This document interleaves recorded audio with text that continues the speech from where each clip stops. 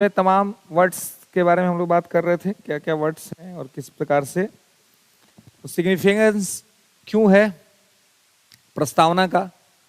ये तो आप 3 4 5 लाइन वर्ड्स हमने बोले हैं, है ना। आप जानते हैं, इसको आप याद रखिएगा तो सिग्निफिकेंस उससे क्लियर हो जाता है ना। अगर शॉर्ट वर्ड में भी पूछे कि प्रस्तावना क्या है तो आप उन 3 4 लाइनों का यूज कर सकते हैं। प्रस्तावना संविधान का परिचय पत्र है, प्रस्तावना संविधान का प्राकथन है। प्राकथन समझते ना, प्रेसिज। जो कोई बुक हम खरीदते हैं, नया बुक, तो बुक का जो फर्स्ट पेज होता है उस पर प्राकथन लिखा रहता है। जब हम प्राकथन को पढ़ते हैं तो हमें पता चल जाता है कि राइटर अंदर क्या मटेरियल दे रहा है हमें। मतलब शॉर्ट वे में बुक का एक इंट्रोडक्शन होता है प्राकथन। तो जैसे किसी किताब का एक शॉर्ट इंट्रोडक्शन प्राकथन है, वैसे ही संविधान का एक शॉर्ट इंट्रोडक्शन प्रियम्बल है। जैसे किसी के परिचय पत्र से किसी के बारे में जानकारी मिल जाती है, उसी प्रकार से प्रस्तावना परिचय पत्र है एनए पालकी वाला के अनुसार, तो उससे हमें संविधान के बारे में जानकारी मिल जाती है। कुछ लोग कहते हैं कि प्रस्तावना संविधान का जन्म कुंडली है ना। तो उससे भी हमें क्या होता है कि जन्म कुंडली से जैसे किसी व्यक्ति के बारे में जानकारी मिलती है, वैसे प्रस्तावना से संविधान के बारे में जानकारी मिलती है। कुछ लोग कहते हैं कि प्रस्तावना संविधान का आईना है। तो ये 3 4 5 वर्ड सेंटेंस जो हैं, इसको अगर शॉर्ट क्वेश्चन कहीं पूछा गया है, मतलब बीपीएससी तो अब शॉर्ट पूछना भी शुरू कर दी है, शॉर्ट भी पूछती है, तो शॉर्ट में आप ये 3 4 5 वर्ड्स डाल करके आप ये बता सकते हैं कि प्रस्तावना का क्या महत्व है। संविधान को सारगर्भित तरीके से समझना हो, आसान समय में, कम समय में, आसान शब्दों में समझना हो, तो प्रस्तावना सबसे माध्यम है। समय पूरा है तो किताब खोल के बैठिए संविधान का और संविधान को समझिए, है ना। बाकी संविधान का केवल एक ड्राफ्ट समझना है कि संविधान क्या है, संविधान कैसे है, संविधान किस प्रकार से है। तो इतना बात आपको प्रस्तावना समझा देगा। और जैसे कि हम लोग अभी देख रहे हैं महत्वपूर्ण शब्दावलियों को, संप्रभुता शब्द का प्रयोग किया गया है, पंथ निरपेक्ष शब्द का प्रयोग किया गया है, लोकतांत्रिक शब्द का प्रयोग किया गया है, गणतांत्रिक शब्द का प्रयोग किया गया है, न्याय का प्रयोग किया गया है। न्याय में सामाजिक न्याय, आर्थिक न्याय, राजनीतिक न्याय। तो इन सभी चीजों से आप ये देखते हैं कि मतलब मोटे तौर पे तो ये जानकारी मिल ही जाती है कि भारत का संविधान हमें क्या अधिकार देता है, क्या शक्तियां देता है। क्लियर है? कोई दिक्कत? इतना बात तो हमें समझ में आ ही जाता है, इतनी बात तो हमें पता चली जाती है। तो इसी चीज को हम लोग आगे कुछ वर्ड्स अभी और देखने थे, कुछ वर्ड्स हमने देखा था, है ना। जस्टिस तक हम लोगों ने देख लिया था, है ना। हम लोग न्याय तक देख लिए थे, है ना। न्याय में हमने बात किया था कि 3 प्रकार का न्याय, कौन कौन सा? सामाजिक, आर्थिक और राजनीतिक। तो ये जो प्रियम्बल में न्याय है, तो राजनीतिक न्याय तो मुख्य तौर पे फंडामेंटल राइट के माध्यम से दिया जाता है ना। और सामाजिक आर्थिक न्याय आप देखेंगे तो फंडामेंटल राइट में तो है ही, लेकिन ये डीपीएसपी में बड़े स्तर पर दिखता है। Directive principle for state policy में ये बड़े स्तर पर दिखता है। इसलिए डीपीएसपी को कहते हैं कि डीपीएसपी सामाजिक आर्थिक लोकतंत्र की स्थापना करता है। कहा जाता है ना कि ये सोशल इकोनॉमिकल डेमोक्रेसी को स्टैब्लिश करता है। ठीक है। तो और ये फंडामेंटल राइट आपका राजनीतिक लोकतंत्र, ये पॉलिटिकल डेमोक्रेसी स्टैब्लिश करता है। अब इसमें कुछ और वर्ड्स थे, जैसे कि प्रेमबल में ना समानता, स्वतंत्रता और बंधुत्व को उपलब्ध कराएंगे। तो समानता, स्वतंत्रता और बंधुत्व को जो उपलब्ध कराने की बात है वो इसके अंतर्गत ही की गई है।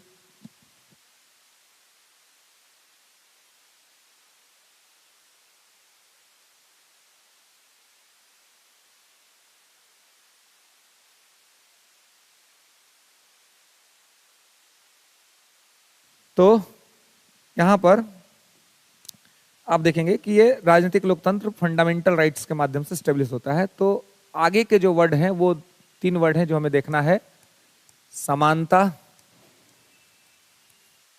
स्वतंत्रता और बंधुत्व, है ना। इक्वेलिटी, लिबर्टी, फ्रेटर्निटी, ये भी प्रियम्बल में तीनों वर्ड दिया गया है कि हम देश के नागरिकों को समानता, स्वतंत्रता और बंधुत्व जो है सो उपलब्ध कराएंगे न्याय के साथ। तो इसका मतलब थोड़ा समझना है कि भाई इसका क्या मतलब है ना। तो पहला वर्ड कल आपने लिखा ही था, इक्वेलिटी, समानता। थोड़ा सा लिखेंगे कि इक्वेलिटी क्या है और किस प्रकार से हम हमारा कॉन्स्टिट्यूशन, हमारा प्रियम्बल इन चीजों को अवेलेबल कराता है। लिखेंगे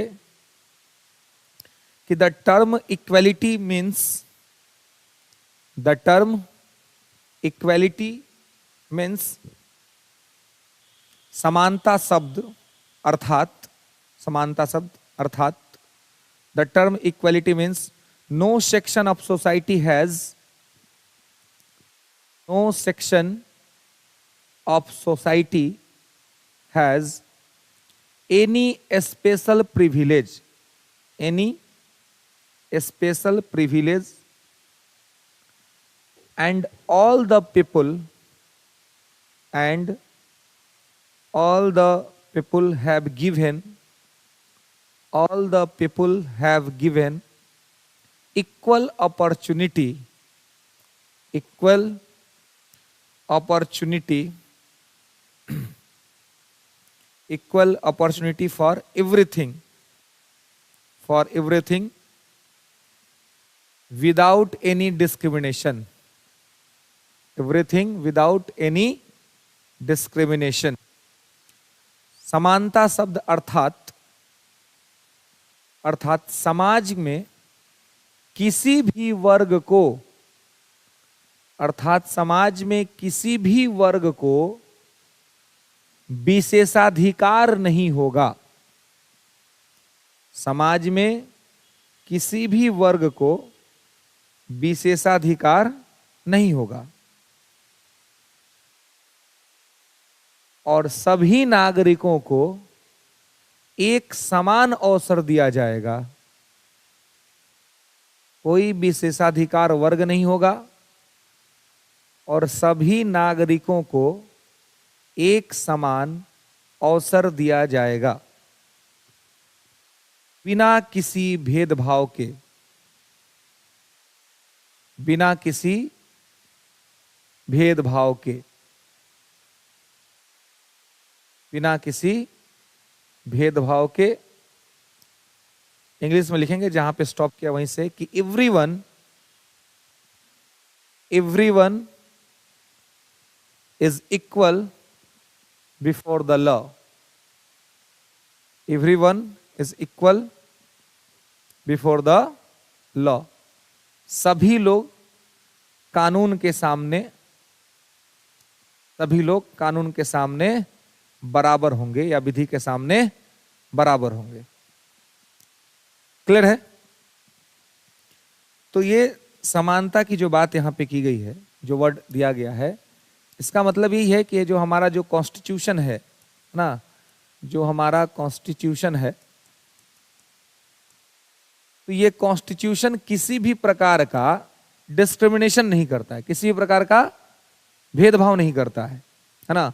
देश में रहने वाले सभी नागरिकों को एक समान अवसर देता है और किसी को मतलब कोई भी विशेष वर्ग नहीं है, कोई भी स्पेशल क्लास नहीं है कि भाई एक आदमी अगर कोई गलती भी कर दिया तो इसको छूट, जैसे कि प्राचीन काल में, एंशिएंट हिस्ट्री में, मिडिवल हिस्ट्री में आप देखेंगे कि जो समाज में ब्राह्मण वर्ग का एक अलग स्थान था। अगर ब्राह्मण वर्ग से कोई गलती होती थी तो राजा बस उसको हल्का फुल्का दंड दे देता था कि भाई ये तो मतलब पूजनीय है, इनको दंड नहीं दे सकते, ठीक है। वही कोई गलती समाज का निम्न तबका करता था तो उसको बड़ा दंड दिया जाता था, छोटा गलती के लिए भी उसको बड़ा दंड। आज जो बड़े तबके के लोग थे वो बड़ा भी गलती कर दिया तो उसको छोटा दंड। इसका मतलब क्या हुआ कि समाज में एक विशेष वर्ग था और उस विशेष वर्ग को विशेष छूट था। लेकिन यहां पर ऐसा अब कुछ भी नहीं है।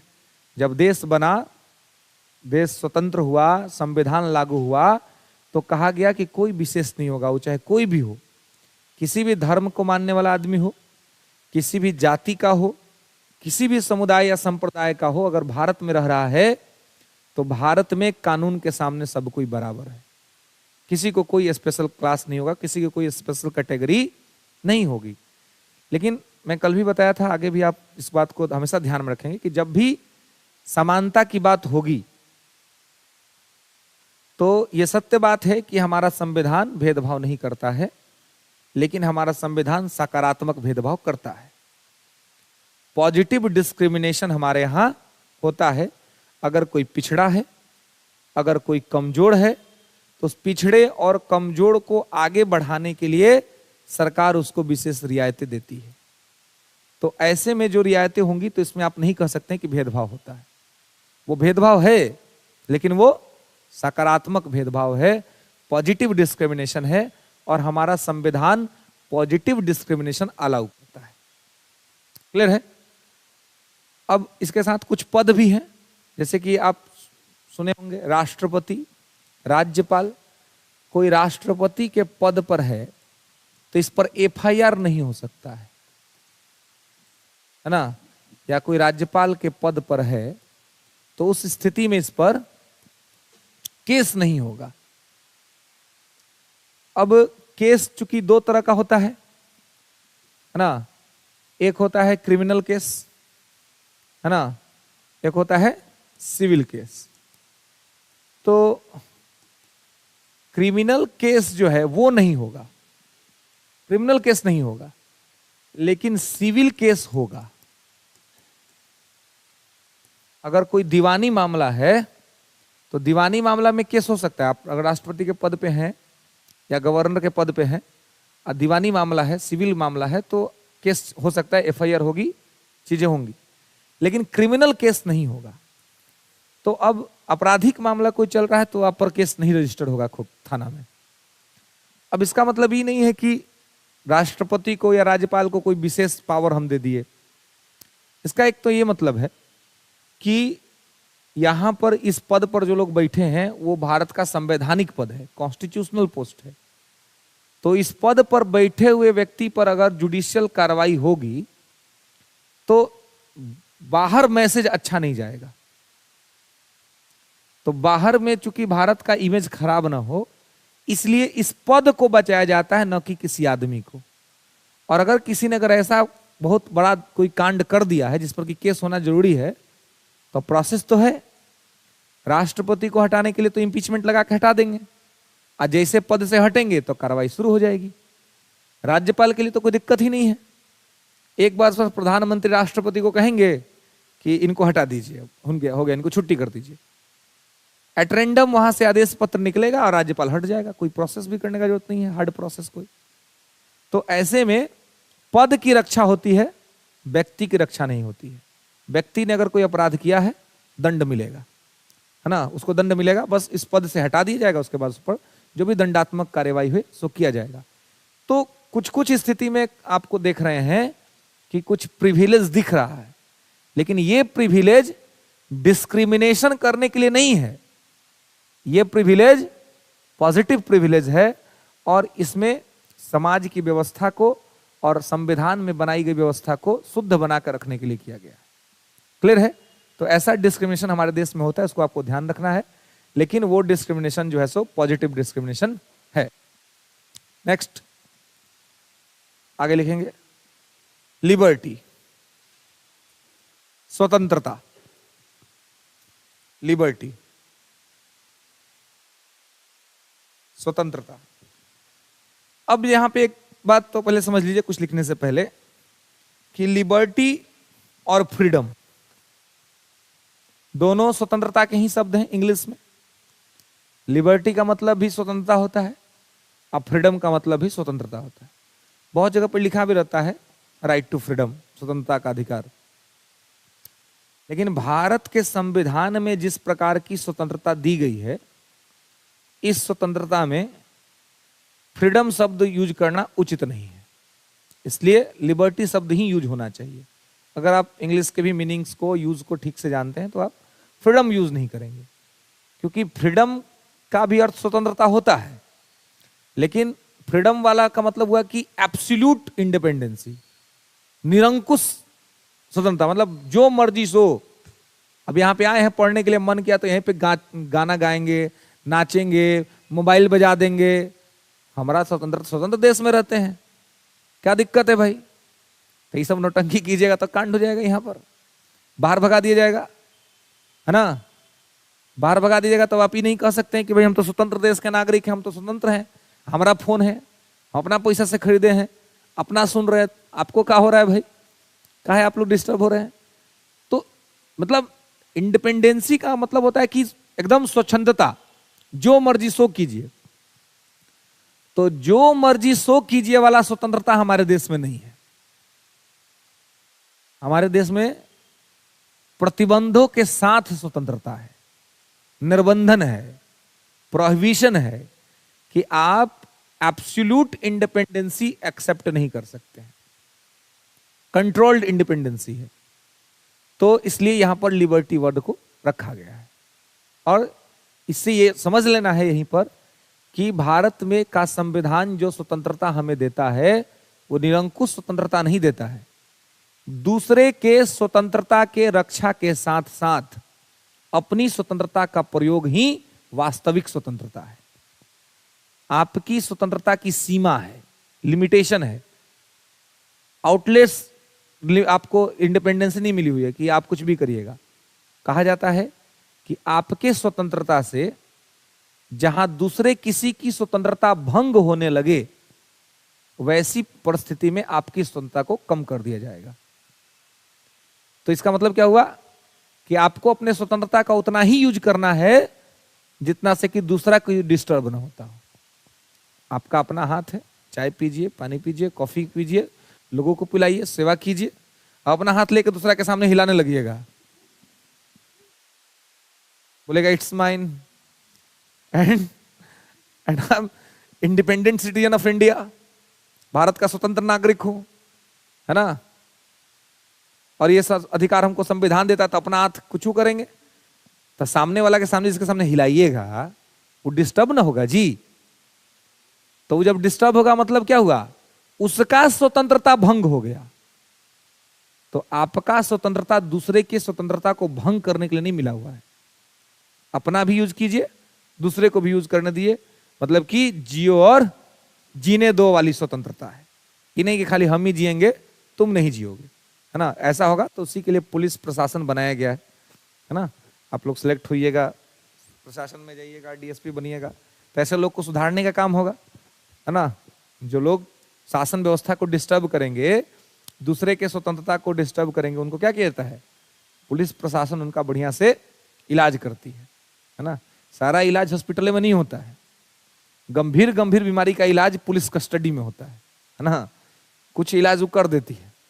लाठी एगो ऐसा चीज होता है कि बढ़िया बढ़िया बीमारी को ठीक कर देता है ना। कौन सा? दिमाग का बीमारी, दिमाग का फितूर वाला जो बीमारी होता है उसको लाठी ठीक कर देता है, और उसको ठीक कर रहे हैं काम पुलिस करती है। तो इंडिपेंडेंसी को कंट्रोल करती है। तो लिखेंगे थोड़ा सा इसमें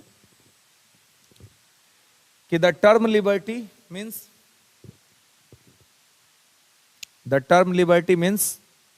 स्वतंत्रता शब्द का अर्थ है कि the term liberty means freedom for the people, freedom for the people to choose their way of life, स्वतंत्रता शब्द का अर्थ है कि नागरिक अपना जीवन अपने तरीके से जी सकता है, या वो अपना जीवन कैसे जिएगा इसका चुनाव वो स्वयं करेगा। नागरिक अपना जीवन अपने इच्छा के अनुसार जी सकता है, ठीक है। Choose their way of life, have political views and behaviour in society, have political views and behaviour in society. ठीक है, अपने हिसाब से अपना जीवन जिएगा। ठीक है, अपनी इच्छा से अपना जीवन जीने का अधिकार है। साथ ही समाज और राजनीति को ध्यान में रखते हुए, मतलब अब जीवन जीने को आपको अपना अधिकार है। हम सब लोग तो अपना जीवन जी रहे हैं, स्वतंत्रतापूर्वक जी रहे हैं। लेकिन अगर हम ऐसा कोई काम करेंगे, अब बिहार में लीकर बैन है, कोई आदमी कहे कि हमको भाई लीकर पीना है, रोड पर एकदम बोतल लेके डांस करते हुए अपना 25 रुपये का सब पाउच पिएगा, अब 25 करोड़ का बात बतियाएगा, है ना। सब कहेगा कि हम सबको देख लेंगे, गांव भर को देख लेंगे। गांव में से देखो ना, अब तो नहीं होता उतना ड्रामा। हम लोग जब बचपन में थे तो आप लोग भी देखे होंगे, गांव में सब एक आध दो हर गांव में होता था। रोज शाम को पी लेगा, उसके बाद बाजार से चलेगा, गांव में इंटर करेगा, इसको देख लेंगे, इसको तोड़ देंगे, फोड़ देंगे, बर्बाद कर देंगे, पूरा एकदम करेगा। एगो हम लोग के यहाँ था, वो इंग्लिश खूब बोलता था, हम लोग बचपन में थे, टी फॉर टाइट। पहला बार हम ये वर्ड उसी के मुंह से बचपन में सुने थे, टी फॉर टाइट। फिर हम बोलते क्या बोलता है भाई, इसका क्या अर्थ होता है। फिर बच्चे के लगा अच्छा जैसो को तैसा, है ना। तो पता नहीं कहां से उसी क्या था, टी फॉर टाइट बोलता था जब मतलब हाँ पीले ये बोलता है ना।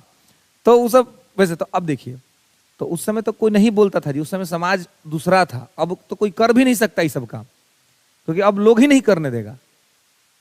लोग ही जो होगा ना ताकतवर, उधर के पीट पाट के शांत कर देगा। पुलिस का इंतजार नहीं करेगा कि पुलिस आएगी तो साजेगी, अपने धर के साज देगा, है कि नहीं। तो मतलब जीवन अपने तरीकों से आप जी लीजिए, कोई दिक्कत नहीं है, वही तो अधिकार है। लेकिन ऐसा कोई काम नहीं करना है जिससे कि समाज को आपके वजह से असुविधा हो, सोसाइटी को प्रॉब्लम नहीं होना चाहिए, है ना।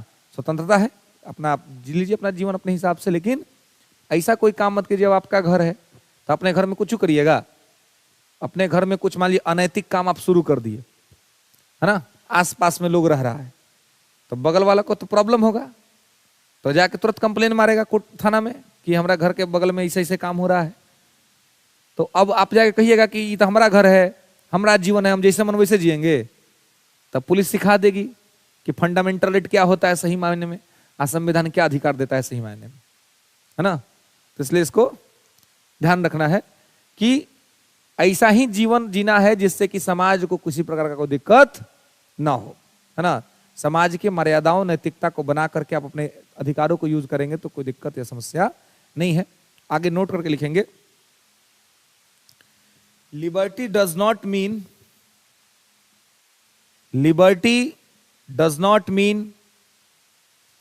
Freedom to do anything.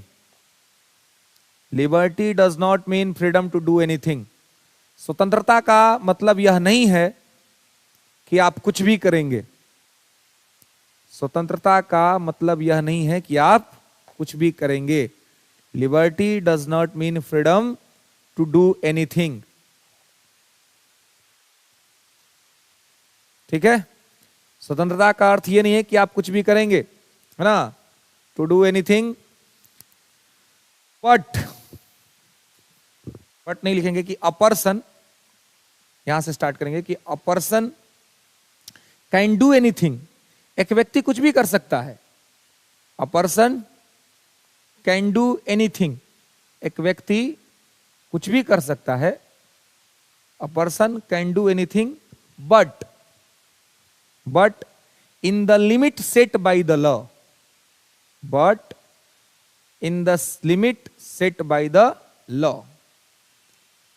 व्यक्ति कुछ भी कर सकता है लेकिन कानून के द्वारा निर्धारित प्रक्रिया के अंतर्गत। कानून के द्वारा निर्धारित प्रक्रिया के अंतर्गत। स्वतंत्रता का मतलब यह नहीं है कि आप कुछ भी करें, लेकिन आप चाहे तो कुछ भी कर सकते हैं कानून के अंतर्गत। आपके द्वारा किए गए किसी काम से अगर कानून का वायलेशन नहीं होता है, कानून को कोई दिक्कत नहीं होती है, तो कोई समस्या नहीं, आप करिए, है ना।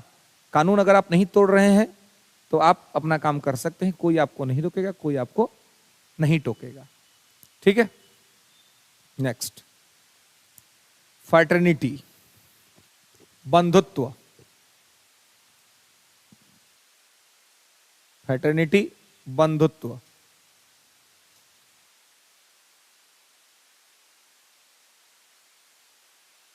ठीक है, बंधुत्व। तो इसका क्या मतलब है? तो लिखेंगे कि द टर्म फ्रेटर्निटी मीन्स बंधुत्व शब्द का अर्थ है कि the term fraternity means a feeling of brotherhood. बंधुत्व शब्द का अर्थ है कि a feeling of brotherhood and an emotional attachment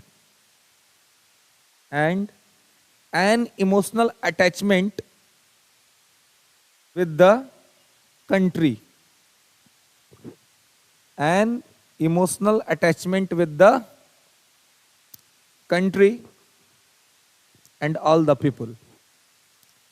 बंधुत्व शब्द का अर्थ है कि भाईचारे के भाव के साथ, देश में लिखेंगे, देश में भाईचारे के भाव के साथ, भाईचारे के भाव के साथ, देश में भाईचारे के भाव के साथ संवेदना के स्तर पर, संवेदना के स्तर पर जनता, संवेदना के स्तर पर जनता के बीच एकता और भाईचारे का विकास।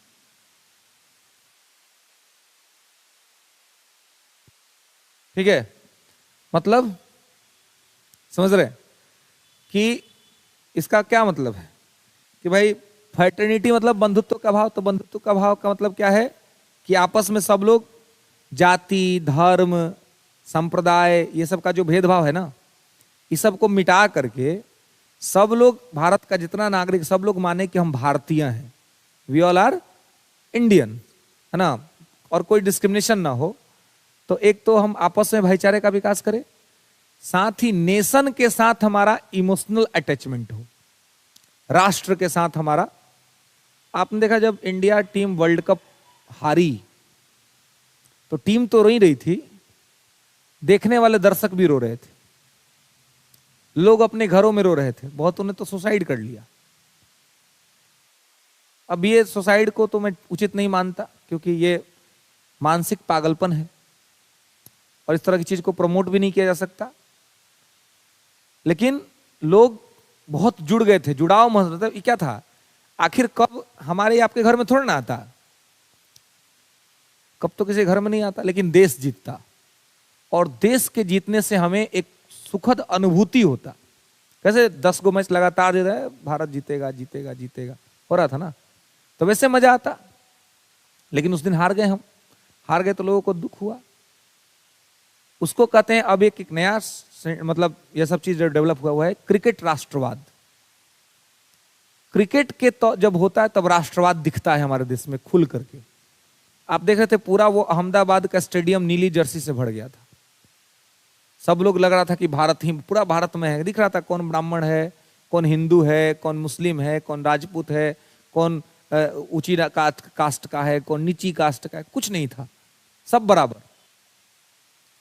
तो इसी चीज को स्थापित करने के बाद संविधान कहता है कि भाईचारे के साथ हम क्या करें, तो राष्ट्र को संवेदनाओं के साथ, इमोशनल अटैचमेंट के साथ जोड़े। तो यहाँ राष्ट्र से तो इमोशनल अटैचमेंट आदमी सबका कम होता है। 1-2 दिन किसी के साथ बैठ लिया, बोल लिया, बतिया लिया तो इमोशनल अटैचमेंट में फंस जाता है जी, नहीं फंस जाता है, कहता है हमारा तो अटैचमेंट हो गई, है कि नहीं है? कहीं गया शादी विवाह में, कोई मिला, 2-3 दिन बतियाया, अब जाने का समय आया, वापस जाना है भाई, अब कह रहा है कि हमारा तो अटैचमेंट हो गया, अब तो अटैचमेंट छूट ही नहीं रहा है। सबसे खराब चीज को बन गया मोबाइल, है कि नहीं? ये अटैचमेंटवा को कंटिन्यू करा देता है कि नहीं? तो अब हम लोग जब बचपन में थे जी, तो हम लोग के साथ नहीं होता था, होवे करता था, नहीं होता था, कहीं गए, किसी से मिले, बात किए, अब फिर जाने का समय आ गया, तो हम लोग को सुविधा नहीं था मोबाइल फोन का, था सुविधा? ये नहीं था। घर में एगो सिंगल मोबाइल, वो भी एक जगह पर टंगा हुआ, और उस पे मतलब हेड ऑफ द फैमिली का कंट्रोल। गलती से अगर कभी छू लिया तो इतना बड़ा दवाई, इतना बड़ा इलाज की, मतलब समझिए उस समय एगो सबसे बहुत पुराना वो नोकिया वाला सेट आता था ना, उसमें वो स्नेक वाला गेम हुआ करता था, है ना? हाँ, नोकिया 1100 ना, तो उसमें वो सांप वाला गेम होता था। वो चल करके अपना वो गोला रहता था, उसको गोला को खाता था। वो वाला गेमुआ खेलने में बड़ा मजा आता था, है ना? तो आदमी प्रयास करता था कि साइड से कभी मिल जाए तो गेमुआ खेल ले, और उस बीच अगर धरा गया तो घर वाला सब इलाज कर देता था। तो बतियाने और संपर्क बढ़ाने का तो बहुत दूर का बात है। अभी क्या है? अभी हाथों हाथ फोन है, मोबाइल है ना? सबके पास है। तो अब लोग का जो अटैचमेंट होता है वो कंटिन्यू कर जाता है। अब पहले के लोग का अटैचमेंट क्या होता था? कंटिन्यू करने का साधन ही नहीं था, तो कहां कंटिन्यू करिएगा? 2-3 दिन ठीक है, चौथा पांचवा दिन 10 दिन के बाद अपने भुला जाइएगा। अभी मोबाइल इतना खतरनाक चीज है कि कहीं से खोज लेता है जी सब, है ना? खोज लेता है मैंने कि अरे कहाँ होगा, व्हाट्सएप पे तो नहीं भाई, नंबर होगा तभी मिलेगा, तो फेसबुक पर नाम डाल के खोजने की कोशिश करेगा, है ना? मैंने मेरे साथ एक ऐसा, हम तो कहीं किसी सोशल मीडिया पे नहीं है, व्हाट्सएप छोड़ के, व्हाट्सएप पर पढ़ना मजबूरी है, तो हमारा सा कांड हो गया। कांड का हो गया, हमारा नामुआ सब डाला डाला तो हम तो कहीं दिखे नहीं। मेरा एक मतलब ब्रदर थे, चचेरा भाई, उसके साथ मेरा कुछ पिक था, ठीक है? तो सब उसको मैसेज किया, ठीक है? वहां मैसेज गया, ये भाई वो बतियाइयो रहा है, वो 3 महीना से बतिया रहा है जी, उन्हें बातचीत चल रहा है हमर पता देने के नाम पर, ठीक है? सामने वालों को भी लग रहा है कि हम ही हैं, बहुत हद तक उसको देता। हमको 3-4 महीना बाद मालूम चला कि ऐसा कुछ हो रहा है। तो हमको एक आदमी बोला कि यार आप तो यहाँ पे, हम नहीं, हम हैं यार। हमको लेके, हमको बोले एविडेंस दो, एविडेंस चाहिए हमको। तो एविडेंस भेजा कि देखिए, सामने वाला पूरा कह रहा है कि भाई आप तो उसके एकदम संपर्क में हैं, पूरा बढ़िया संपर्क में है। हम बोले यार कौन आदमी है, थोड़ा दिखाओ हमको। तो हम देखे तो हम तो पहचान गए कि कौन आदमी है। वो फोन किए, क्या जी क्या कर रहा है तुम, हैं? तो बोला कि यार हम क्या, मतलब मेरे पास था, और वो छठ वठ होता है तो आदमी सब एक साथ होता है, तो उसमें फोटो वोटो खिंचाता है, तो उसी में साथ उसके फोटो था। तो वैसे वैसे भी आदमी सब सोचिए कि कितना ऐसा आदमी होता है, ऐसे ही से भी सर्च करके कहां के कहां पहुंच जाता है। अब बताइए इसमें आदमी ठगाएगा कि नहीं ठगाएगा, है? अब फिर तो हमने उसको डांटा फटकारा, लेकिन अब क्या कहिएगा कि मतलब किसी को भी अब आदमी कहां कहां खोजने लगता है ना, कि भाई यहाँ नहीं होगा तो यहाँ होगा, यहाँ नहीं होगा तो यहाँ होगा, यहाँ नहीं होगा तो यहाँ होगा। इससे क्या होता है, लोग का अटैचमेंट जल्दी खत्म नहीं होता है कि नहीं? पहले का समय इस मामले में कम से कम ठीक था कि कोई माध्यम नहीं था। अब माध्यम इतना बढ़ गया है, ट्रांसपोर्टेशन का भी सुविधा हो गया और साथ में कम्युनिकेशन का भी सुविधा हो गया। तो ये दोनों जो है, एक तो पॉजिटिव है ही, विकास के लिए तो पॉजिटिव है, लेकिन डिस्ट्रक्टिव भी है। बिना काम का आदमी सब यूज करेगा तो क्या करेगा, वो डिस्ट्रक्टिव हो जाएगा, विध्वंसात्मक मार्ग पर जाएगा। तो यहां पर अटैचमेंट हमको किसके साथ करना चाहिए? नेशन के साथ, राष्ट्र के साथ, क्योंकि राष्ट्र जो है वो सर्वोपरि चीज है। और राष्ट्र के संबंध में कहा जाता है कि जननी जन्मभूमिश्च स्वर्गादपि गरीयसी। जननी और जन्मभूमि राष्ट्र से भी ज्यादा महत्वपूर्ण है, मतलब ये आपको स्वर्ग से भी ज्यादा महत्वपूर्ण है ना? स्वर्ग एक तरफ हो, एक तरफ आपकी माँ हो या आपका देश हो, तो आपको अपनी माँ और देश को चुनना चाहिए, ना कि स्वर्ग को चुनना चाहिए, है ना? तो हमारा संविधान इसी भाव के साथ इस फ्रेटर्निटी को रखे हुए है कि हमारे यहाँ हार्मोनी हो, भाईचारा हो, बंधुत्व का भाव हो, कोई किसी से आपस में भेदभाव ना करे, उसके जाति, उसके धर्म या किसी, सब लोग ये माने कि हम सभी भारतीय हैं। तो ये मानेंगे तो इससे क्या होगा? राष्ट्र मजबूत होगा। नोट करके लिख लेंगे, इसका प्राइम ऑब्जेक्टिव क्या है? Fraternity helps to promote dignity and unity in the nation. Fraternity helps to promote dignity and unity in the nation.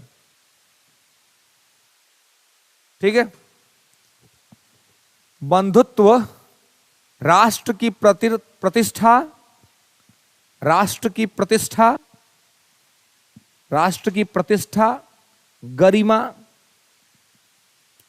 राष्ट्र की प्रतिष्ठा, गरिमा के साथ एकता को स्थापित करने में मदद करता है। बंधुत्व राष्ट्र में प्रतिष्ठा, गरिमा के साथ एकता को स्थापित करने में मदद करता है। ठीक है।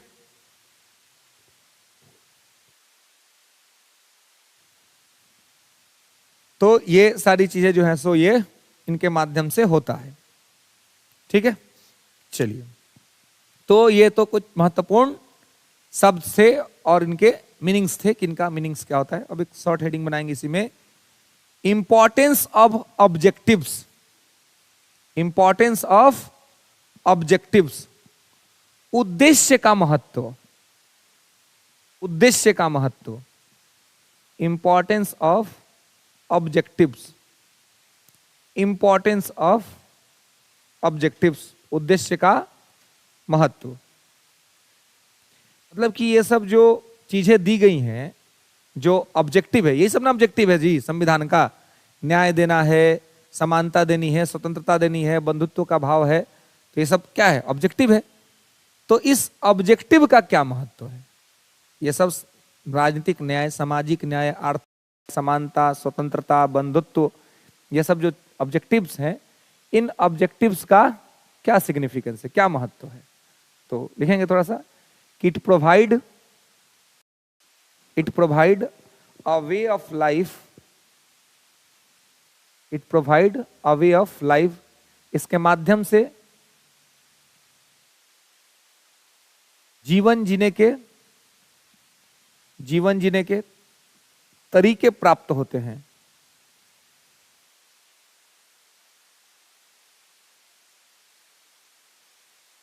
ठीक है। It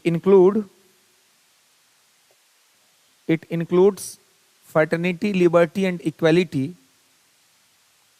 it include fraternity, liberty and equality. यह बंधुत्व, स्वतंत्रता और समानता को शामिल करता है। यह बंधुत्व, समानता और स्वतंत्रता को शामिल करता है। It include fraternity, liberty and equality as the nation of a happy life, as the nation of a happy life, and which cannot be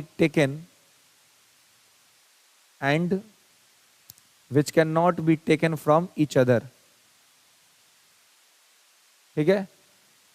यह स्वतंत्रता, समानता और बंधुत्व को शामिल करता है, जिससे राष्ट्र में या राष्ट्र को खुशहाल बनाया जा सके,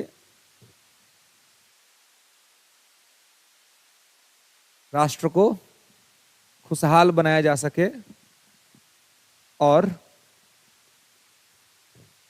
इसे मजबूत राष्ट्र के तौर पर स्थापित किया जा सके। Build a strong nation. Build a strong nation with these points. तो इन सब के माध्यम से क्या उद्देश्य है कि एक तो लोग ठीक तरीके से लाइफ को जिए और साथ में राष्ट्र को क्या करे? मजबूत बनाए, है ना। चलिए नेक्स्ट लेंगे। Liberty cannot be divorced from equality. Liberty cannot be divorced from equality. Equality cannot be divorced from liberty. Equality cannot be divorced from liberty. कहेंगे कि स्वतंत्रता कम नहीं करती है। Liberty can not be diverse from equality, equality can not be diverse from liberty. स्वतंत्रता समानता को कम नहीं करती, समानता स्वतंत्रता को कम नहीं करती। ठीक है, मतलब क्या है जी, समानता या स्वतंत्रता, ये दोनों एक दूसरे के पूरक हैं। दोनों क्या हैं, एक दूसरे को मजबूत करते हैं। इसमें ये नहीं कहा जा सकता है कि ये स्वतंत्रता से समानता खत्म हो रही है, समानता से स्वतंत्रता खत्म हो रही है ना। ये क्या है, तो ये दोनों जो है वो एक दूसरे के पूरक हैं, एक दूसरे को पूरा करते हैं। स्वतंत्रता भी जरूरी है, समानता भी जरूरी है ना। परिस्थितियों के हिसाब से समानता मिलनी चाहिए और परिस्थितियों के हिसाब से स्वतंत्रता मिलनी चाहिए। दोनों का अपना सिग्निफिकेंस है। ठीक है, और जब ये दोनों रहेगा तो बंधुत्व आने की संभावना अपने आप विकसित हो जाएगी, फर्टर्निटी आ जाएगी, इक्वलिटी और लिबर्टी होगा। देखिए झगड़ा कहां पर होता है, अधिकारों को लेकर, यहां पे समानता नहीं होता है। तो अगर समानता भी होगी और स्वतंत्रता भी होगी तो फिर किस बात का झगड़ा। तो जब दोनों ही चीजें रहेंगी तो बंधुत्व का विकास हो जाएगा, भाईचारे का विकास हो जाएगा, कहीं कोई दिक्कत नहीं है। ठीक है, तो दोनों में से कोई किसी से कम नहीं है। हाँ, लेकिन अगर कभी मान लीजिए कि ऐसा कुछ चूजेबल पॉइंट आ जाए कि विच कैन बी चूज्ड फर्स्टली, कौन सा आप पहले चुनेंगे, तो पहले अगर कभी भी चुनने की बात आएगी तो हम समानता को चुनेंगे। इसका तो एक सीधा सा लॉजिक यही है कि संविधान निर्माताओं ने भी समानता ही पहले चुना। कि जब आप फंडामेंटल राइट पढ़ेंगे तो फंडामेंटल राइट में आर्टिकल 14 to 18 पहले समानता ही है, उसके बाद 19 to 22 स्वतंत्रता है। तो एक तो ये थॉट्स आपका यहाँ से मजबूत हो जाता है, अगर कोई क्रॉस भी करे कि भाई तो संविधान निर्माताओं ने चुना तो हमें चुनने में क्या दिक्कत है। और दूसरी बात जो आप ये कह सकते हैं कि समानता के बाद ही स्वतंत्रता मिले तो ठीक है, समानता के बिना अगर स्वतंत्रता दे दिया गया ना तो समाज में बहुत बड़ी खाई बन जाएगी। बड़ा अमीर तबका बड़ा और अमीर ही होता चला जाएगा और छोटा कमजोर तबका छोटा और कमजोर ही होता चला जाएगा। इसलिए दोनों को इक्वल करके तब लिबर्टी दिया जाएगा तो जिसमें काबिलियत होगी वो आगे बढ़ेगा, है ना, अन्यथा जो पहले से आगे है वो आगे बढ़ जाएगा।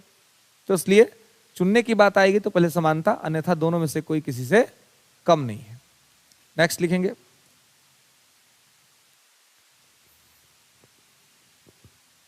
कहेंगे कि equality, liberty, equality, liberty and fraternity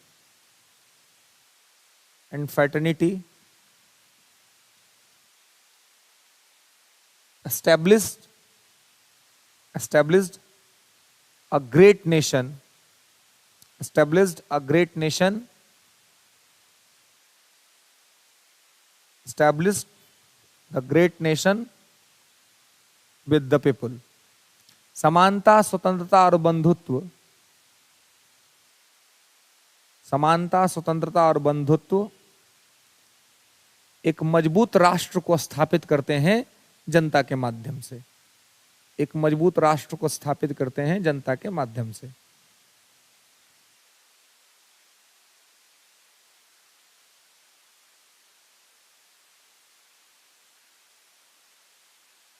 ठीक है,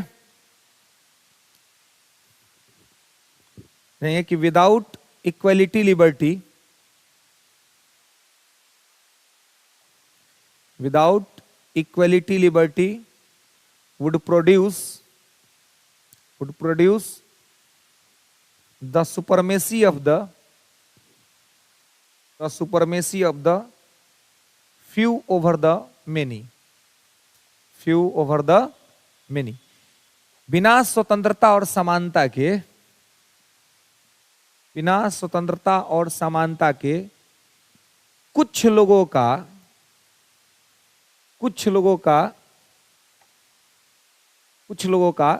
सत्ता या सर्वोच्चता, कुछ लोगों का सत्ता या सर्वोच्चता बहुत से लोगों पे स्थापित हो जाएगी। कुछ लोगों की सत्ता या सर्वोच्चता बहुत से लोगों पे स्थापित हो जाएगी। मतलब अगर समानता स्वतंत्रता न रहे तो ऐसा होगा कि नहीं होगा, होगा ही, कुछ ही लोग मालिक बन के बैठ जाएगा। पहले क्या होता था, पहले जब देश में यही सब तो होता था, पहले कुछ लोग ही थे, मेजोरिटी क्लास का शोषण होता था, और कुछ कुछ आदमी होता था, वो सब मालिक होता था, है ना। तो इसलिए स्वतंत्रता समानता क्यों आवश्यक है, क्योंकि अगर ये नहीं हुआ तो क्या हो जाएगा, कुछ लोग देश के नायक बन के बैठ जाएंगे, अब बाकी लोग हमेशा उनका शोषण होगा। इसलिए स्वतंत्रता समानता होना अनिवार्य है। नेक्स्ट कहेंगे कि equality without liberty, equality without liberty would kill individual liberty, would kill individual liberty। समानता स्वतंत्रता के बिना, समानता स्वतंत्रता के बिना व्यक्तिगत स्वतंत्रता को मार देगा। समानता स्वतंत्रता के बिना व्यक्तिगत स्वतंत्रता को मार देगा। इंडिविजुअल जो लिबर्टी वो खत्म हो जाएगी, नहीं हो जाएगा। अगर समानता स्वतंत्रता न हो तो क्या होगा, आप हम सब लोग, चाहे वो कमजोर है या मजबूत है, चाहे कम पैसा है चाहे ज्यादा पैसा, अपना बात रखते हैं ना, अपना जीवन अपने तरीका से जीते हैं। क्यों? क्योंकि इक्वलिटी और लिबर्टी है। अगर ये नहीं रहता तो बोलने तक का अधिकार नहीं रहता, कहने तक का अधिकार नहीं रहता। आप उस सिचुएशन में हम लोग नहीं रहे हैं, लेकिन मूवीज के माध्यम से हमने देखा है, या किताबों के माध्यम से हम सब ने अध्ययन किया है और ये देखा है कि पहले के समाज में किस प्रकार की दिक्कत होती थी। कोई मतलब गरीब तबका या कमजोर तबका का आदमी बड़े लोगों के सामने बोल तक नहीं पाता था, कुछ भी सही बात नहीं बोल पाता था, गलत बात तो बोलने का दूर का बात है। और अगर बोलने की कोशिश करता था तो बड़े लोग उसको दबा देते थे, उसको मार देते थे, है ना। और उन पर कोई कार्रवाई भी नहीं होती थी, क्योंकि समाज उन्हीं क्या बात मानता था।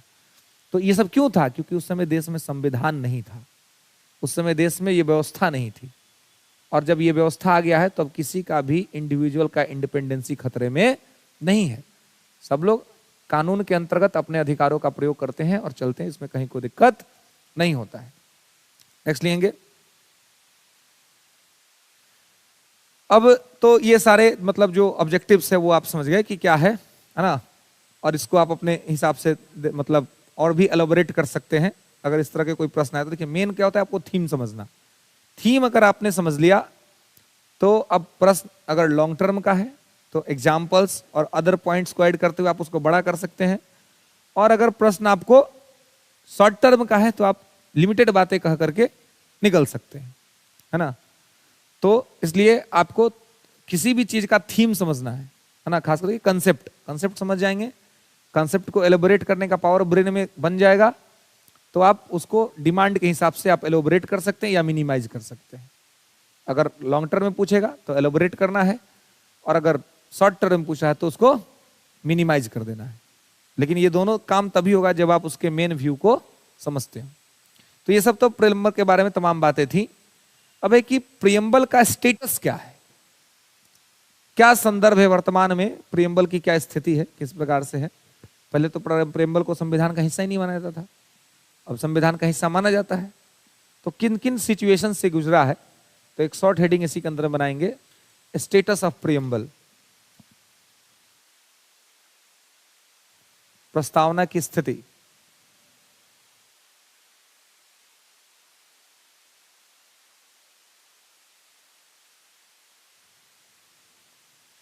ठीक है।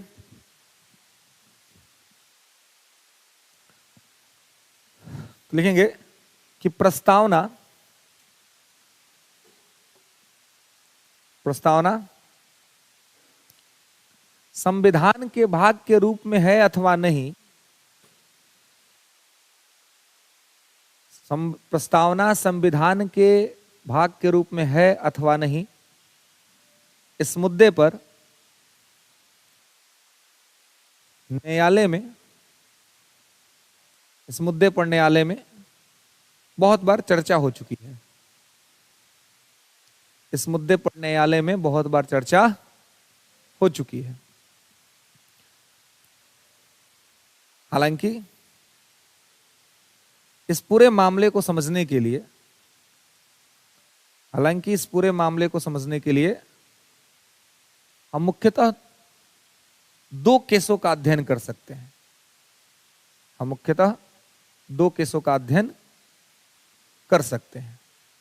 The preamble being a part of the constitution, the preamble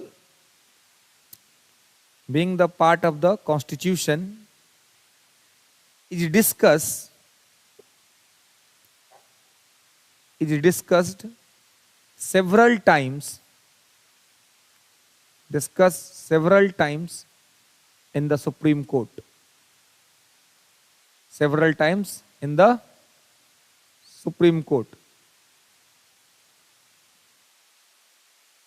It can be understood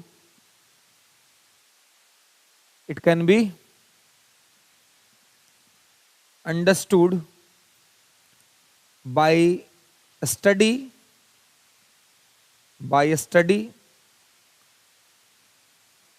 the following two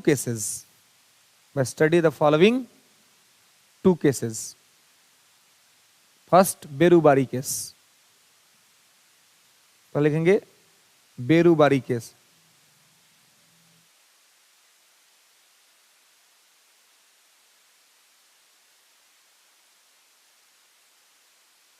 ठीक है,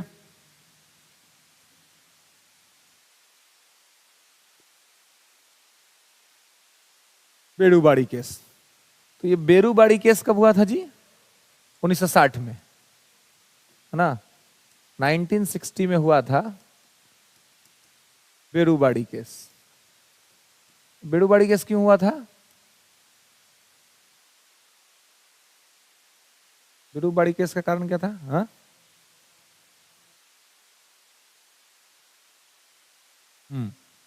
सीमा विवाद कुछ सुलझाने का मामला था, और जो बंगाल है, इस बंगाल, चूंकि 1960 की बात है तो 60 में बांग्लादेश बना नहीं था, तो स्थिति ऐसी थी कि आज का जो बांग्लादेश है वो उस समय का पाकिस्तान था, तो उसके साथ हमारा सीमा का विवाद था। तो जैसा कि मैंने पहले भी आप लोगों को बताया है कि जो सीमा विवाद इसलिए हुआ क्योंकि भारत पाकिस्तान के बीच जिसने पार्टीशन लाइन खींची, सर रेडक्लिफ, एक्स्ट्रा डोज लिए हुए था, जो बिहार में बैन है उसका, है ना। बिहार में जो बैन है उसका एक्स्ट्रा डोज ले करके इंडिया का मैप ऐसे खोल दिया, और खोल के ये गलो पाकिस्तान, ये गलो पाकिस्तान, ये हो गलो इंडिया। अब बताइए कि ऐसा बंटवारा कौन करता है जी? ये तो झगड़ा लगाने वाला ना बंटवारा है, हैं?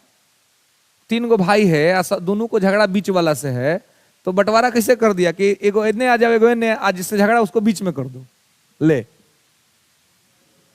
तो झगड़ा खत्म हुआ कि झगड़ा और उलझ गया, है ना। ये रोज दोनों इन्हें से इन्हें आएगा, इन्हें से इन्हें आएगा, ये हुआ ही। हम लोग तो चलो भाई बंटवारा कर दिए, बंटवारा हो गया, लेकिन पाकिस्तान ही जो है पूर्वी पाकिस्तान के लोगों के साथ अच्छा व्यवहार नहीं करता था। पाकिस्तान 2 हिस्से में था, एक पश्चिमी पाकिस्तान, एक पूर्वी पाकिस्तान, और सेंटर पॉइंट था पश्चिमी पाकिस्तान में, और वहीं से शासन होता था पूर्वी पाकिस्तान का, और बीच में इंडिया था। तो इस सब को, पूरब वाला सबको जब रिसोर्स नहीं मिलता था ना, तो सब इंडिया में भाग आता था। ये कहाँ आता था? इंडिया में भाग आता था।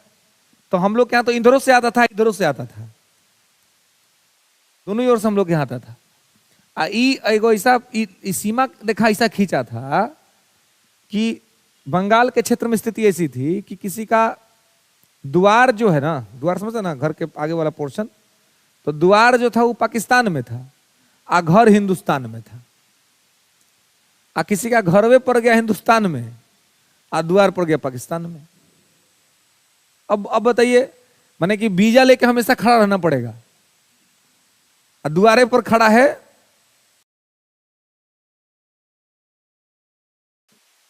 द्वार पर आए हैं, तो द्वार पर आए हैं तो दिखा दीजिए वीजा, वो देख लेगा अच्छा हाँ भाई भारतीय का नागरिक है ना। फिर उन्हें से कौन आ गया, उसका बच्चा खेल रहा है, बॉल मार दिया, छक्का आ गया हम लोग के यहाँ, और वो आएगा पहले दिखाएगा पासपोर्ट कि भाई देख लीजिए हमारा पास, हमारा देश का पासपोर्ट है, आपके लिए आपका देश हमको वीजा अलाउ किए हुए। माने कि हर आदमी को पासपोर्ट और वीजा अपने पॉकेट में लेके घूमना पड़ता कि भाई कब दिखाना पड़ जाएगा कोई नहीं जानता। पाकिस्तान ऐसा पड़ोसी हो तो एकदम दिखाने पड़ेगा, क्यों तो बढ़िया बढ़िया आदमी को पकड़ के जेल में बंद कर देता, कहता है कि जासूस है ना। कुलभूषण को देखिए वैसे पकड़ के रखे हुए हैं। एक वो पंजाब का था सरबजीत, उसको तो फांसी दे ही दिया, वो बेचारा निशा में बॉर्डर क्रॉस कर गया था सरबजीत, है ना। मैंने गलती से क्रॉस कर गया था, उसको कह दिया कि एजेंट है, और इसमें कई को पाकिस्तानी हम लोग यहाँ आता है, हम लोग उसको शरण दे देते हैं। तो ये ऐसा खींचा था। तो इसी तरह से सीमा विवाद को कि भाई देखिए जिसका द्वार घर का ही बीमारी है ना, उसको या तो आप हिंदुस्तान में कर दीजिए या तो पाकिस्तान में चल जाए। मैंने पूरा बंटवारा को ठीक करने के लिए, यही सब करने के लिए 1960 में हुआ था बेड़ूबाड़ी केस। इस बेड़ूबाड़ी केस में कोर्ट ने कहा कि प्रस्तावना संविधान का हिस्सा नहीं है ना। नोट करके लिख लेंगे कि बेड़ूबाड़ी केस में न्यायालय ने कहा था, सर्वोच्च न्यायालय ने कहा कि प्रस्तावना संविधान का हिस्सा नहीं है।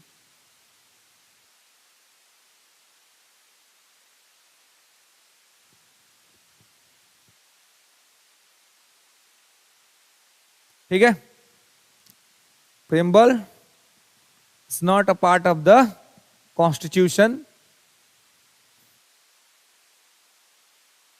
said by Supreme Court in Berubari case.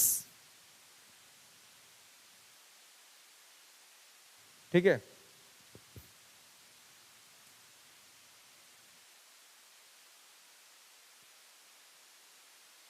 अब देखिए, तो जब इसने कह दिया कि प्रस्तावना संविधान का हिस्सा नहीं है, तो इसका मतलब एक और बात हो गया कि preamble is not enforceable in court. यहीं से क्लियर हो गया ना कि प्रस्तावना जो है वो न्यायालय में बाध्यकारी नहीं होगा। फिर नोट कर लिख लेंगे कि इसमें कोर्ट ने यह भी कहा कि प्रस्तावना न्यायालय में बाध्यकारी नहीं है। Preamble is not enforceable in court.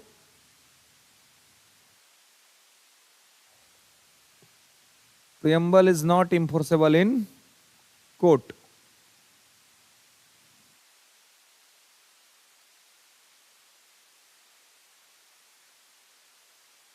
ठीक है, मतलब बेरूबाड़ी केस में प्रस्तावना को संविधान का हिस्सा नहीं माना गया। ठीक है, और इसलिए कहा गया कि चूंकि अब ये प्रस्तावना संविधान का हिस्सा नहीं, तो फिर ये कोर्ट में इन्फोर्सेबल नहीं होगा। तो इसने क्या कहा, कोर्ट ने कहा कि देखिए प्रस्तावना संविधान का हिस्सा नहीं है, प्रस्तावना बस संविधान निर्माताओं के दिमाग खोलने वाला एक यंत्र है। उसने कहा था कि it is the key of makers. जो मेकर्स थे, जिन्होंने संविधान बनाया, उनके ब्रेन को ओपन करने वाला की है बस, कि भाई ये चीज को संविधान में डालना है, तो उस प्रकार से इसको है। इसलिए इसको हम प्रियम्बल को कॉन्स्टिट्यूशन के पार्ट के रूप में कंसीडर नहीं करेंगे। तो उन्होंने कंसीडर नहीं किया। लेकिन फिर 1973 में हुआ केशवानंद भारती केस। तो केशवानंद भारती केस हुआ 1973 में, लिखेंगे केशवानंद भारती केस 1973।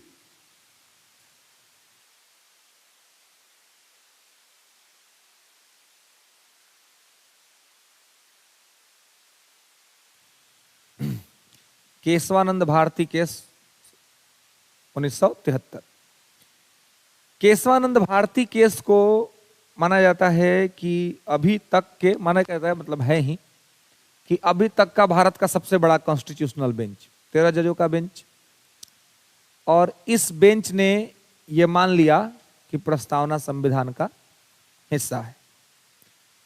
तो अपने इस निर्णय की समीक्षा किया। तो अपने निर्णय की समीक्षा सुप्रीम कोर्ट किस आर्टिकल के तहत करता है जी? 13।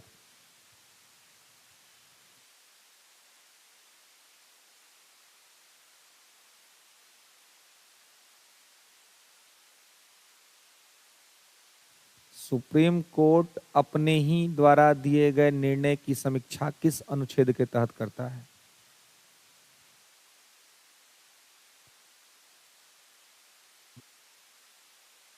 One 137 is right.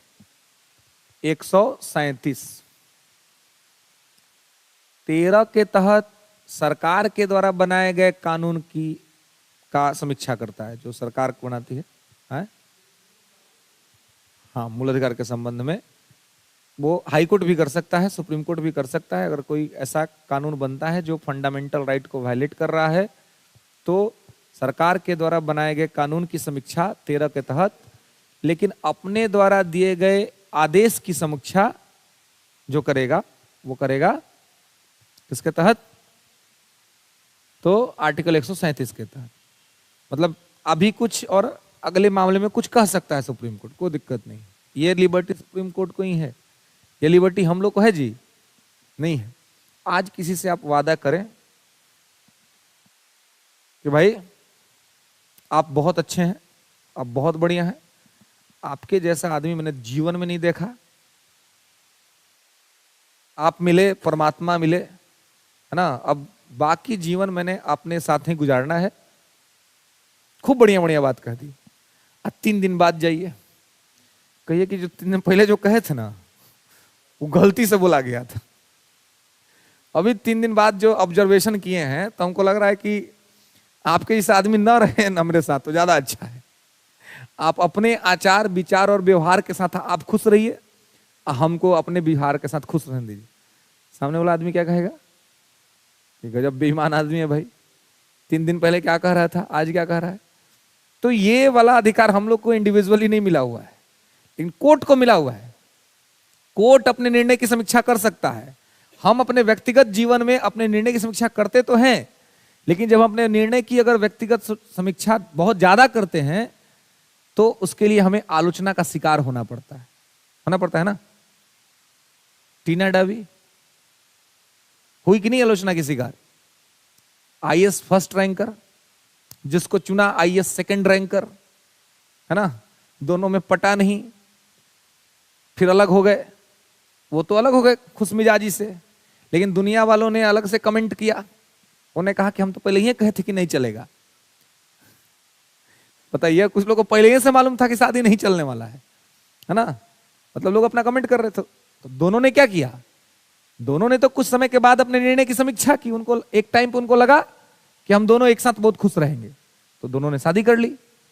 फिर दोनों को लगा कि नहीं, हम दोनों एक दूसरे के लिए ठीक नहीं है, हमारे आइडियोलॉजी मैच नहीं करते हैं, हमारे विचार मैच नहीं करते हैं, हमारे रहन सहन का स्तर मैच नहीं कर सकते, इसलिए हम लोग एक दूसरे के साथ कंफर्टेबल नहीं है। फिर दोनों ने अलग अलग पार्टनर चुन लिया, इन्होंने अलग पार्टनर चुन लिया, उन्होंने अलग पार्टनर चुन लिया, अपने निर्णय की समीक्षा की ना। तो ये तो उनका व्यक्तिगत मामला था, लेकिन लोगों ने कमेंट किया इस मामले पर कि भाई ये ऐसे हुआ या वैसे हुआ। तो अगर न्यायालय को निर्णय की समीक्षा है कि अपने निर्णय की समीक्षा कर सकता है, वैसे आम नागरिक भी अपने निर्णय की समीक्षा कर सकता है, लेकिन वो जब समीक्षा करता है तो उसको आलोचना का पात्र बनना पड़ता है, क्रिटिसिज्म झेलना पड़ता है उसको, है ना। इसलिए प्रयास करना होता है कि आम जनजीवन में कम से कम रिव्यू करे, एक ही डिसीजन जो ले या 2 डिसीजन जो ले उसमें वो परफेक्ट डिसीजन हो, है ना, ज्यादा गड़बड़ होने का चांस ना हो। लेकिन ऐसा किसी किसी के ही साथ होता है कि उसका डिसीजन एक ही बार में सही हो जाए, बाद में जाके लगने लगता है कि भाई डिसीजन गलत हो गया, तो फिर वो रिव्यू करता है और समीक्षा करता है। प्रोसीड। क्या लिखे हैं? लिखेंगे कि in this case for the first time a 13 judges was assembled. First time a bench 13 judges was assembled to hear a writ petition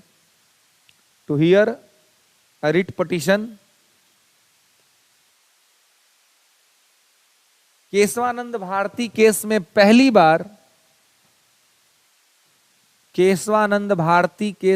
पहली बार 13 जजों का बेंच बनाया गया। पहली बार 13 जजों का बेंच बनाया गया एक याचिका को सुनने के लिए। ठीक है, हियर अ रिट पिटीशन, याचिका को सुनने के लिए, है ना। वो याचिका कौन सी थी? तो केशवानंद भारती मठ का मामला था, केरल के मठ का मामला था, राइट टू प्रॉपर्टी का मामला था, मठ का जमीन लिया जा रहा था। इसी मसले पर यह केस हुआ था। आई थिंक पिछले साल उनका देहांत भी हो गया, अभी जीवित थे, पिछले साल ही उनका देहांत हुआ है केशवानंद भारती का। तो ये केस हुआ और इस केस की हियरिंग करते हुए मामला प्रियम्बल तक भी पहुंचा और यहां पर प्रियम्बल में भी डिस्कस होना चाहिए। मेन तो ये मामला रिव्यू करना था गोलकनाथ केस को। गोलकनाथ केस जो 1967 में हुआ था, गोलकनाथ केस का रिव्यू हो रहा था 73 के केशवानंद भारती केस में। तो यह जब रिव्यू हो रहा था तो यहां पर मामला पहुंचा प्रियम्बल तक। तो प्रियम्बल के बारे में क्या कहा गया, तो लिखेंगे कि the preamble of the constitution, the preamble of the constitution will now be, the preamble of the constitution will now be considered as part of the constitution, considered as part of the constitution. Okay, लिखेंगे कि इस मामले में या यहां से प्रस्तावना को संविधान के भाग के रूप में स्वीकार किया गया, प्रस्तावना को संविधान के भाग के रूप में स्वीकार किया गया।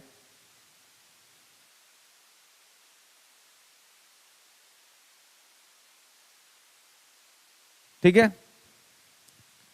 एंड कोर्ट सेड, और न्यायालय ने कहा कि the preamble is not the supreme power, the preamble is not the supreme power or source, supreme power or source of any restriction, of any restriction or prohibition. The preamble is not the supreme power or source of any restriction and prohibition, but it plays an important role, but it plays an important role in the interpretation of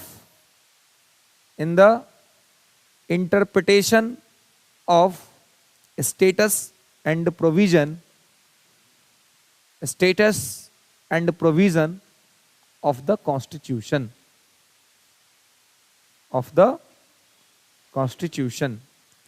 न्यायालय ने कहा कि प्रस्तावना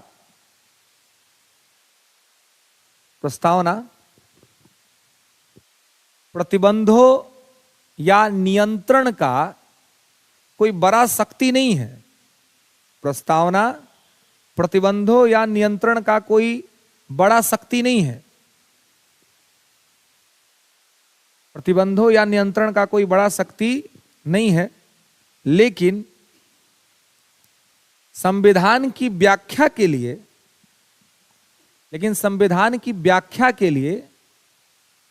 इसकी भूमिका महत्वपूर्ण है। लेकिन संविधान की व्याख्या के लिए इसकी भूमिका महत्वपूर्ण है। संविधान के प्रावधानों को जानने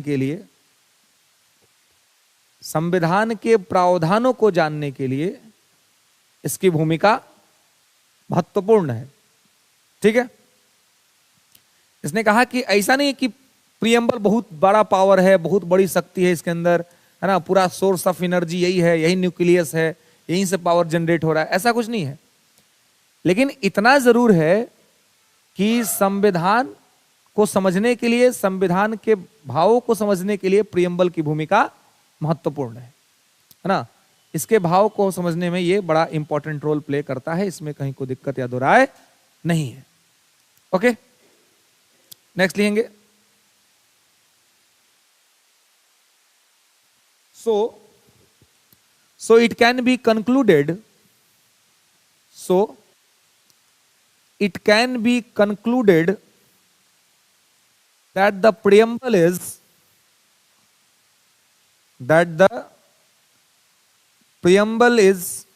part of the introductory part of the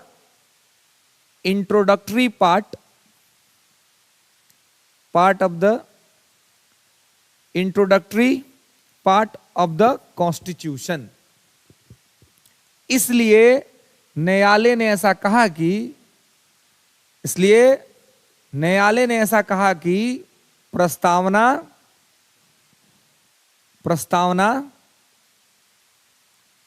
संविधान का परिचायक है, संविधान का परिचायक है या परिचायक के तौर पे स्वीकार किया.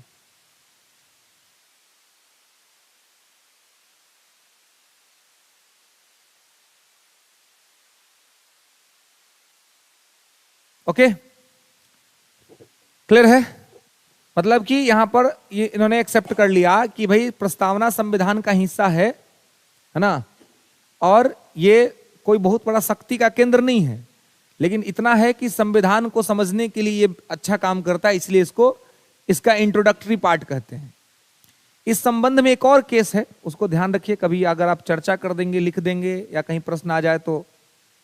1995 में एक केस हुआ था, LIC का केस था. उसमें भी सुप्रीम कोर्ट ने प्रस्तावना के संबंध में कुछ कहा, तो नोट करके लिख लेंगे कि इन द केस 1995, 1995 में एक केस हुआ था,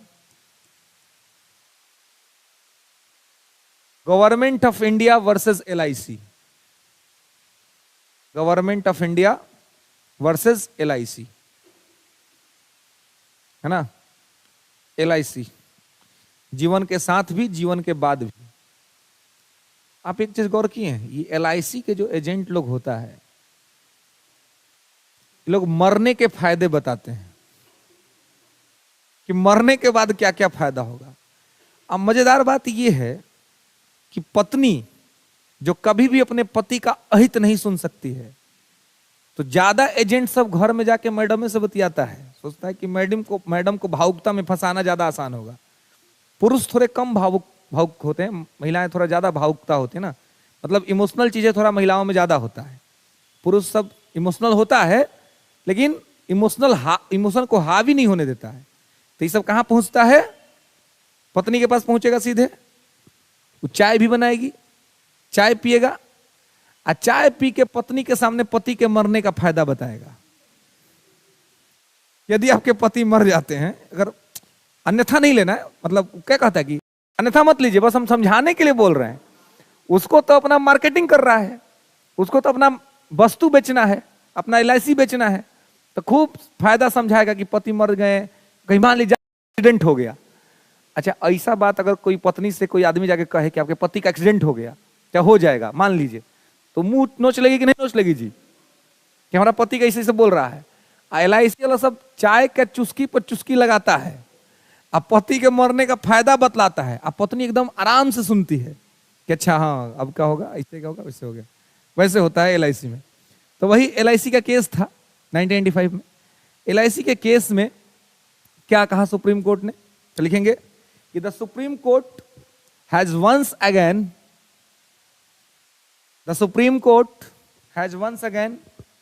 held the preamble. The Supreme Court has once again held the preamble. The preamble is the integral part of the Constitution. The preamble is the integral part of the Constitution. But is not directly enforceable,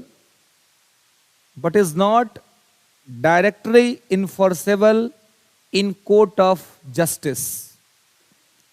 But not directly enforceable in court of justice in India. कि इस case में या इस मामले में न्यायालय ने एक बार फिर से स्वीकार किया, न्यायालय ने एक बार फिर से स्वीकार किया कि प्रस्तावना संविधान का आंतरिक हिस्सा है। प्रस्तावना संविधान का आंतरिक हिस्सा है, लेकिन यह न्यायालय में बाध्यकारी नहीं। लेकिन यह न्यायालय में बाध्यकारी नहीं है। It's not enforceable in court in India. Bharat के किसी भी न्यायालय में इसको बाध्यकारी नहीं बनाया जा सकता है। ठीक है, दिक्कत? ओके, तो इस प्रकार से ये प्रस्तावना की आपकी पूरी जो है वो कहानी थी, पूरा का पूरा ये मतलब था, है ना। प्रस्तावना से रिलेटेड, प्रस्तावना क्या है, किस प्रकार से है, इसका क्या महत्व है, इसके शब्द के क्या अर्थ हैं, और साथ ही इसका पूरा का पूरा सिग्निफिकेंस क्लियर है। अब बताइए कि अगर प्रस्तावना से किसी प्रकार का कोई प्रश्न बनता है तो क्या आपको लिखने में सुविधा होगी? नहीं ना। ना ही आपको लिखने में सुविधा होनी चाहिए, ना ही आपको इसको बताने या बोलने में सुविधा होना चाहिए। मतलब कि ना तो आपको मुख्य परीक्षा में और ना ही आपको साक्षात्कार में, इंटरव्यू में, कहीं पर भी अगर इससे संबंधित कोई प्रश्न बने तो हर शब्द को बेहतर तरीके से व्याख्या करना है, बताना है, संविधान से नोट करते हुए। कोर्ट का फैसला अगर आप अपना आंसर में लिख देते हैं ना, तो अगर जहां आपको 25 नंबर मिलना होगा, कोर्ट को मेंशन कर दिएगा तो 30 नंबर मिलेगा। मेंस का ये एक फीचर होता है कि जितना आप न्यायालय का बात घुसा दीजिए उसमें, अगर कोई भी बात कह रहे हैं उसमें कह दीजिए कि कोर्ट ने ऐसा कहा था इस मामले में। बहुत बार ऐसा भी होता है कि नहीं आ रहा है, मतलब नहीं याद है अपने को एग्जैक्ट, लेकिन हमने कह दिया कि न्यायालय ने ऐसा कहा था। एग्जामिनर पर इसका पॉजिटिव इंपैक्ट पड़ता है। एग्जामिनर पर डेट जब नहीं, एग्जैक्ट डेट नहीं याद हो तो डेट न डाले, सीधे कह दे कि न्यायालय ने, सर्वोच्च न्यायालय ने ऐसा कहा था। क्या होता है कि सर्वोच्च न्यायालय या कोर्ट का बात जब आप अपने आंसर में लिख देते हैं ना, तो आपका आंसर वेरीफाई हो जाता है ना, मतलब सही प्रूव हो जाता है। तो इसका बहुत फायदा वहां पर होता है। ठीक है, तो इस चीज को यहां पे ध्यान रखिएगा। आज के लिए बस इतना ही। नेक्स्ट क्लास में मिलेंगे और इसके आगे बात करेंगे। अब नेक्स्ट टॉपिक पे बात करेंगे जो आपका अगला टॉपिक होगा। ओके।